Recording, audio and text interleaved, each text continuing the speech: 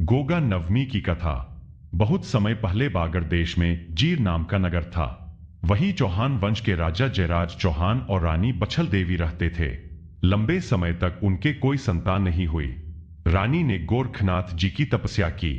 उनकी भक्ति से प्रसन्न होकर गुरु गोरखनाथ जी ने रानी को प्रसाद रूपी माटी दी और कहा कि इससे तुम्हें एक वीर पुत्र होगा।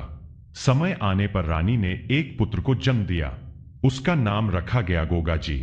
कहते हैं कि गोगा जी नागवंश के अवतार थे और उनके पास सांपों पर विशेष शक्ति थी। बचपन से ही गोगा जी बहादुर, न्यायप्रिय और भक्त स्वभाव के थे। उन्होंने प्रजा की रक्षा और धर्म की स्थापना के लिए अनेक कार्य किए। लोग उन्हें जाहरवीर गोगा जी कहकर पुकारते हैं, क्योंकि उन्होंने हर विष, जहर का नाश किया और लोगों को भयमुक्त जीवन दिया। गोगाजी का विवाह केसर देवी से हुआ। विवाह के बाद भी वे अपने वचनों और धर्म पालन के लिए समर्पित रहे। जीवन भर उन्होंने अपने भक्तों और प्रजा की रक्षा की। अंत में गोगाजी ने अपने घोड़े गुगल पर सवार होकर नागलोक में प्रवेश किया और वही लीन हो गए।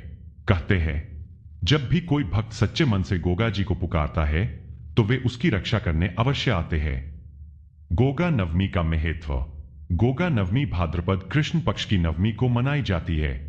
इस दिन लोग गोगाजी के स्थान, चौक या मंदिर पर ध्वजा चढ़ाते हैं, कथा सुनते हैं और दूध, हलवे पूड़ी का भोग लगाते हैं। विशेष रूप से राजस्थान, हरियाणा, पंजाब, उत्तर प्रदेश और मध्य प्रदेश में यह पर्व बड़े श्रद्धा से मनाया जाता है। यह कथा हमें यह सिखाती है कि धर्म, सत्य और भक्ति से बढ़कर कुछ नहीं। जो व्यक्ति दूसरों के दुख दूर करता है और न्याय के मार्ग पर चलता है, वही सच्चा वीर कहलाता है।